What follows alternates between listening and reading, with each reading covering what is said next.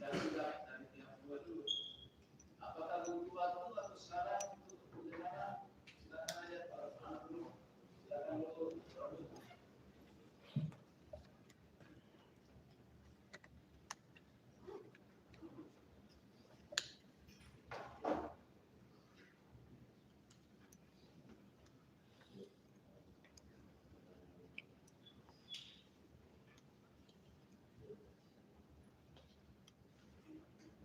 Yang pertama, kemarin kan dari pihak tergugat kalau kita menganggapnya itu tidak sah, tapi sudah perwakilan pada saat itu sudah mengatakan bahwa panggilan ini atau gugatan ini akan diteruskan kepada pihak dari Pak tergugat ya, dari Pak tergugat. Yang kedua, di dalam gugatan kita itu kita mencantumkan tiga alamat yang ada alamat di Jakarta, ada alamat di Bogor, dan juga ada kalau berkenan yang mulia, mohon untuk dikirimkan panggilan untuk ketiga alamat tersebut ini.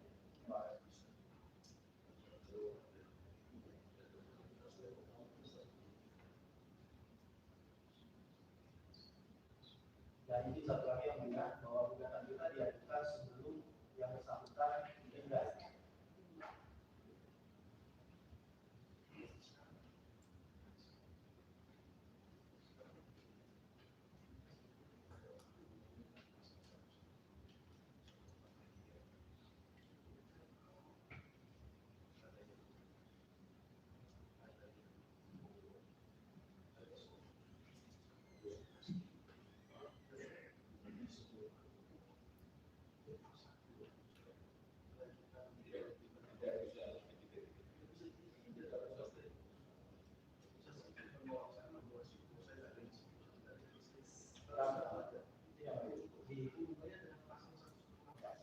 Kita paham di dalam gugatan kita di uraian tentang legal standing itu sudah sampaikan memang alamat itu ada tiga, tapi kita memilih alamat yang domisili di Jakarta karena pada saat gugatan diajukan memang domisili kita di Jakarta.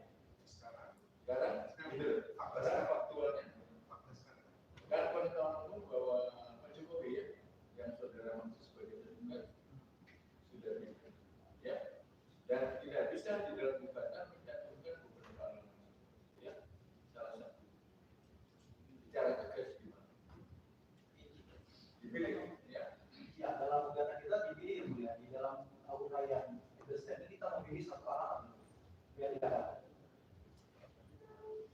dan kemarin sudah hadir kan, yang udah dikembangkan hadir enggak, kemudian kan tidak hadir kan kita mau tidak hadir walaupun hadir kan saudara kan menganggap bahwa gugatan gara-gara dibandingkan justru kami kemarin bertanya ini apakah dianggap sah atau tidak sah karena kan tidak ada panggilan karena menurut kami kalau tidak sah harusnya ada panggilan surat lagi bebas tapi yang boleh mengatakan karena sudah hadir nanti diserahkan langsung kepada Pak Jokowi kalau tidak salah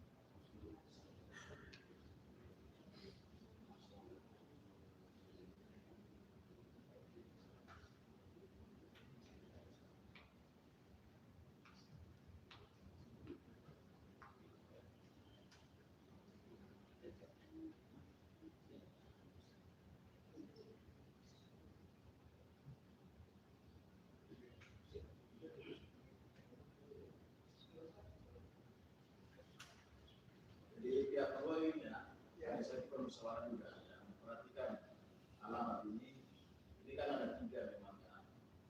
Dan itu faktanya benar bahwa itu dia tinggal juga di Bogor, saya juga tahu semua istana presiden.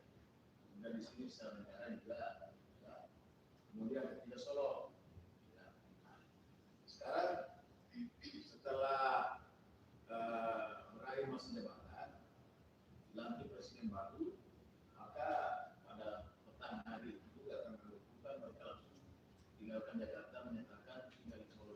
Dia nggak tinggal lagi di istana presiden maupun istana negara, duanya sudah tinggal semua. Ya, oleh karena itu ini harus jadi penting sekali untuk upacara. Ya, sangat penting upacara karena berkaitan dengan sahnya panggilan itu. Sehingga harus ditentukan sekarang ini alamatnya yang tegas. Karena ini bukan presiden lagi. Bukan presiden lagi. Dia sudah tinggalkan istana negara maupun istana presiden. Tidak ada lagi. Ya. Jadi saya kira itu penyekaranya.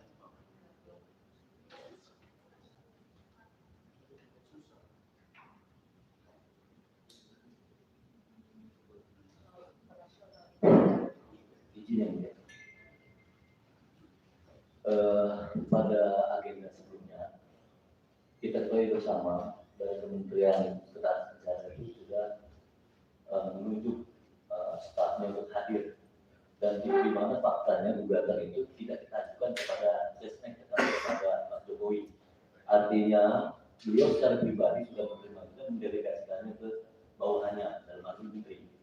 Nah, ketika staf itu datang, disitulah kita mengajukan keberatan. Tapi di agenda sebelumnya yang mulia ditanyakan sama rekan kami, apakah ini dianggap hadir atau tidak? Yang mulia menyampaikan di forum sidang yang mulia ini karena sudah hadir dan tahu, dan juga sudah ditanggapi sama pihak yang diberi tugas bahwasanya mereka menerima ini karena sampai ke bidang negara gitu. Artinya ini sudah diketahui sama Pak Jokowi. Dan ada agenda berikutnya di 2 pekan kemudian yang mulia mengagendakan untuk hari ini adalah perbaikan surat tugas menjadi surat kuasa dari Pak Jokowi gitu. Artinya agenda yang lalu kami di sini selaku kuasa hukum penggugat menganggapnya yang mulia sudah sah pihak itu hadir begitu. Dan 2 pekan itu jauh sebelum tanggal 20 pas Pak Prabowo dilantik dan beliau kembali ke Solo. Maksud kami ini tidak terrelasi begitu. Kalau memang beliau sudah kembali ke Solo, terus panggilan itu dianggap rancu, padahal ini sudah diketahui sama pihak Pak Jokowi. Tolong dipertimbangkan kembali ya. Terima kasih. Jadi gini ya, kita memang pegangan ini tidak boleh melanggar hukum acara, khususnya pada sidang pertama, yang dimungkinkan itu orang mengirim surat bisa ini khusus sidang pertama ya, atau ada utusan atau surat kuasa pun dia menyampaikan bahwa ini minta sidang misalnya berikutnya. Nah, pada waktu itu ternyata yang datang memang ada orang berdasarkan perintah tugas dari Sekretariat Negara. Sekretariat Negara berdasarkan adanya panggilan sidang dari pengadilan. Ini dia sebut di sini. Sebelum ada panggilan sidang dari pengadilan ya, itu yang ditugaskan. Nah, dari situ kan juga dia menjelaskan nah, secara umum kan tidak bisa mungkin kan. Dia juga sih tidak mau mungkin dia hanya ditugaskan dari Kementerian Sekretariat Negara karena panggilan dari pengadilan. Ya. Sehingga majelis hakim memberitakan untuk membuat surat kuasa ya, kepada yang tidak yang sah atau yang berwenang.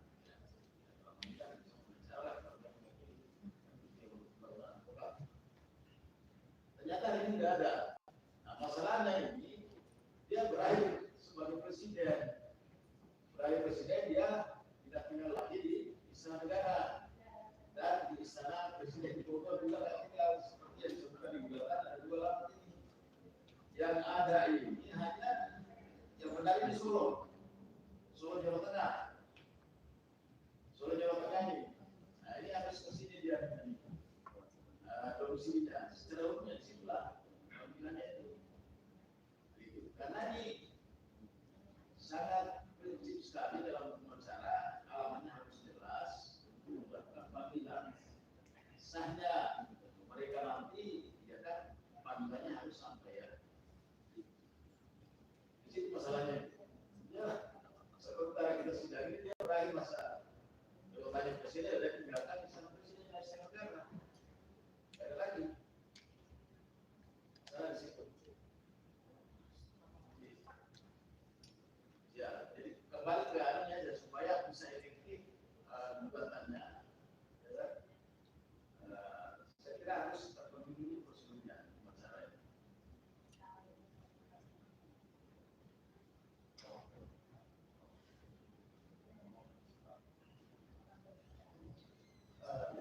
Ini ya mulia, karena ini kan kami diberikan kuasa oleh tujuan dan tidak memungkinkan juga kami untuk mengambil keputusan.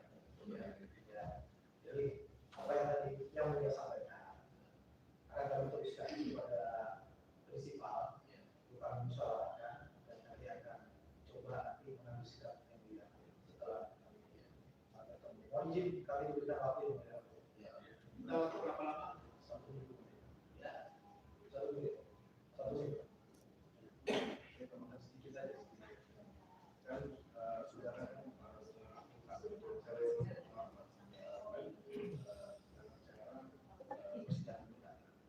kemarin sidang pertama sebelum jelaskan tadi belum bisa jelasnya kami paham ada terbaik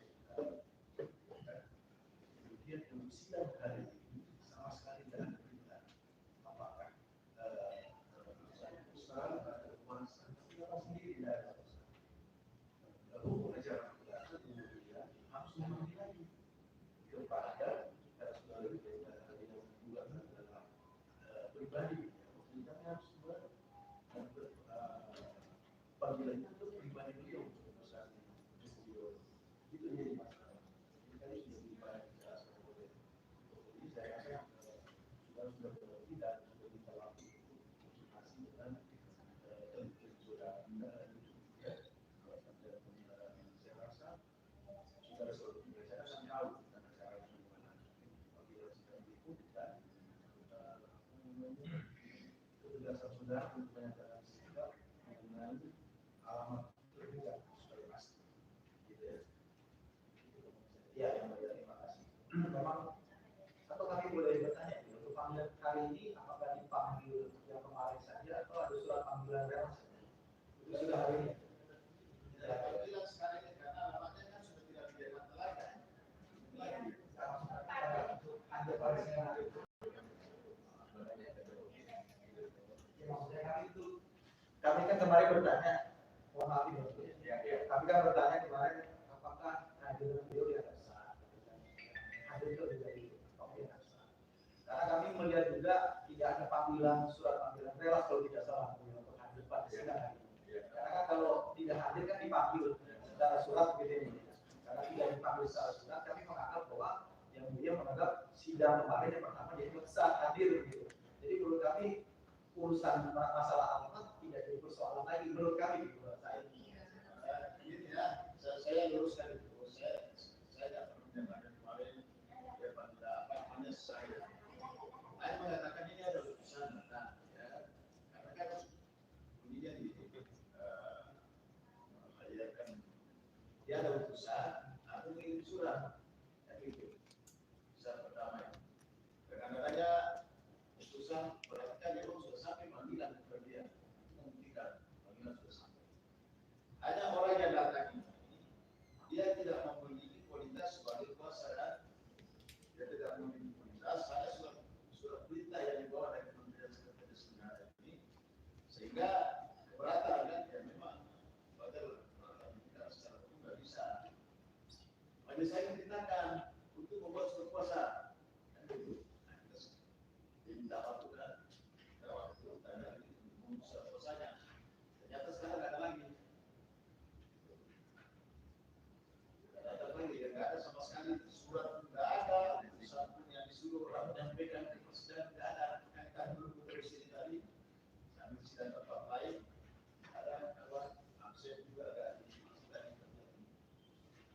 mereka itu bagusnya memang silakan itu yang konsultasikan ya mereka untuk kerja bagaimana ya jadi kan kita berdasarkan juga kita agar bisa saya kira demikian ya.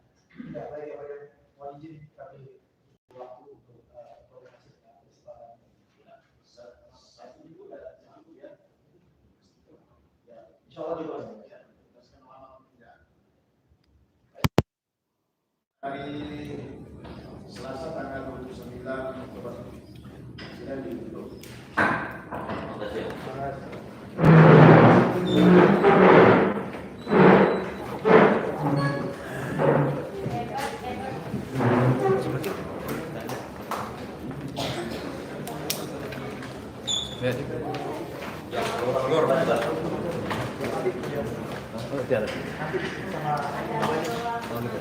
Oh iya.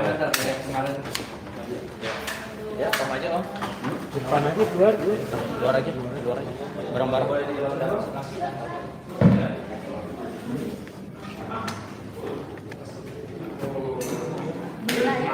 Mainannya.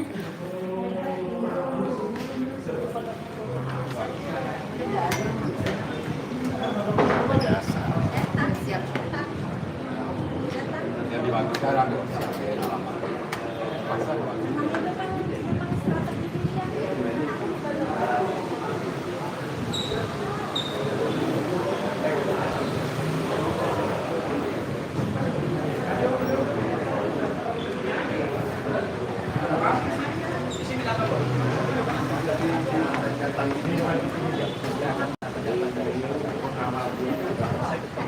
Ini di sini nih cakep. Yuk, Om. Ke sana lagi.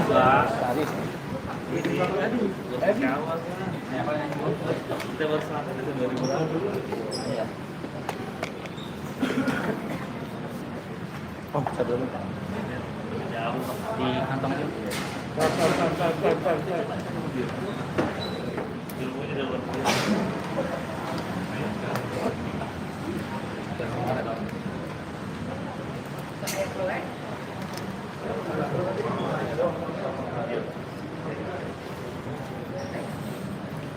Ya, siap Om.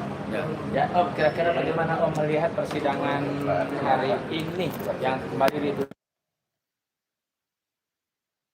Tahu bahwa persidangan hari ini mestinya dijadwalkan jam 10. Tapi walaupun demikian, alhamdulillah akhirnya hakim keluar juga memimpin persidangan pada pukul 14, artinya tertunda 4 jam. Dan alhamdulillah para lawyer kita semua masih lengkap, sabar menunggu untuk mendudukkan persoalan mengapa sampai tertunda. Kita tahu bahwa ternyata kita tahu pada sidang yang pertama 2 minggu yang lalu itu dari istana atau seknek tepatnya memberikan perwakilan untuk mewakili Jokowi dalam gugatan sidang tentang kebohongan. Tetapi memang saat itu hakim menolak karena yang digugat adalah pribadi. Jadi yang digugat itu pribadi, bukan negara. Maka tidak sah seknek untuk mewakilinya. Kemudian ditunda 2 minggu lagi atau yang sekarang bertepatan tanggal 22 Oktober. Yang menariknya adalah ternyata mengapa jadi terlambat alasan para hakim ini karena belum ada utusan dari yang mewakili Jokowi. Dan dikatakan bahwa dulu gugatan diarahkan ke alamat Jokowi di Jakarta, walaupun pengacara memberikan kelengkapan alamat baik yang di Bogor, Solo ataupun Jakarta.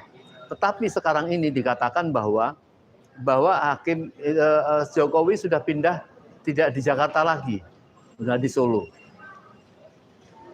Apakah kemudian pihak pengadilan ingin mengatakan bahwa kemudian pengacara harus melakukan gugatan ulang karena alamatnya sudah tidak di ini?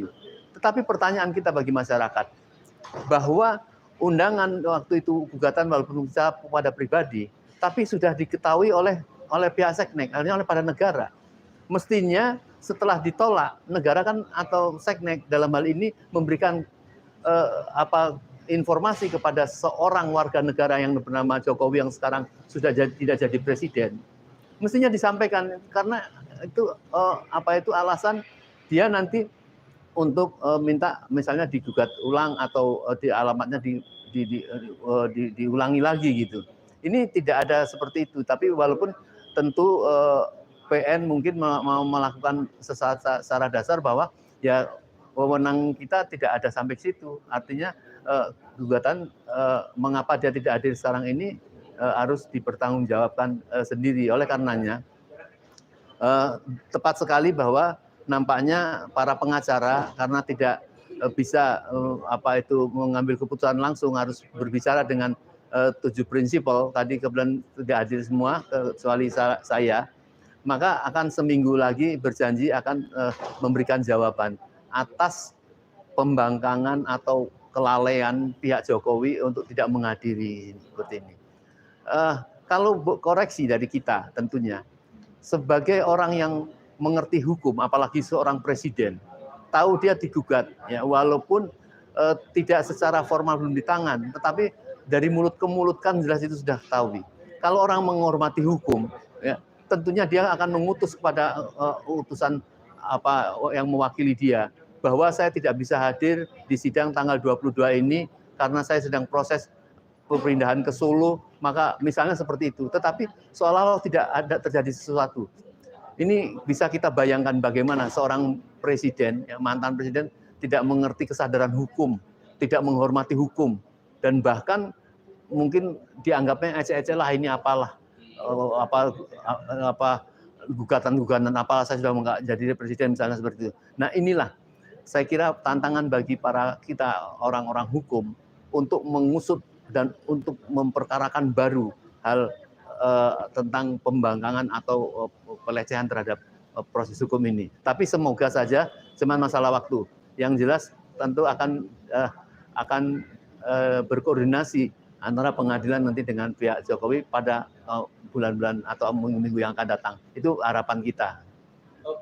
Bisa dijelasin ya, kenapa menggugat kebohongan Jokowi, sebetulnya apa dampaknya bagi masyarakat maupun bagi negara? Ya, masyarakat ini supaya tidak galau. Bagaimana ada seorang kepala negara melakukan kebohongan-kebohongan yang sangat memilukan, tidak punya akibat apa-apa. Padahal kebohongan-kebohongan itu sudah menyangkut kebohongan-kebohongan secara hukum juga, kebohongan secara ada unsur menipu, ya. Dan itu mengakibatkan kepopuleran, mengakibatkan yang macam-macam itu. Jadi kebohongan, omongan yang tidak bernilai saja itu berbahaya, apalagi kebohongan-kebohongan menyangkut bahwa kita sudah punya uang 11.000 triliun, tenang saja.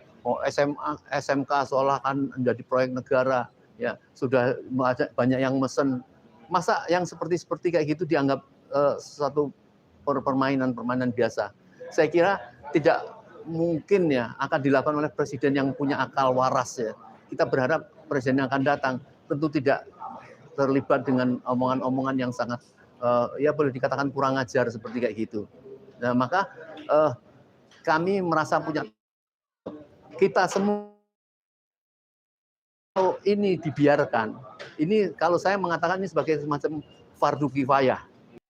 Itu apabila tidak dilakukan kebohongan seperti ini digugat oleh rakyat, maka rakyat semua dosa. Sebagaimana kalau ada orang mati, ya tidak ada satu orang menguburkan satu mayat, maka semua orang Islam menjadi berdosa. Ini juga ada kebohongan seperti ini, kemudian rakyat mendiamkan, berdosa semua. Maka kami terpanggil bahwa prinsip ini menyelesaikan kasus kebohongan seperti ini, apalagi ini kebohongan-kebohongannya ini terbukti menjadi konstruktif. Kejahatan dia itu berasal dari kebohongan-kebohongan ini, ya. Kebohongan proyek, kebohongan hal-hal yang bersifat mempunyai penipuan terhadap kekayaan negara dan sebagainya. Ini nanti akan lebih panjang, artinya akan ada yang menuntut lagi persoalan-persoalan ini, ataupun juga untuk masalah hufafa dan sebagainya. Ini tidak akan habis karena memang kejahatannya ini sangat berlapis dan sangat berkualitas tingkat kebohongannya itu. Maka rakyat juga harus serius, harus dipenjarakan, harus diberikan sanksi hukum supaya tidak terulang lagi kepada presiden yang akan datang. Harapannya apa terhadap pengadilan?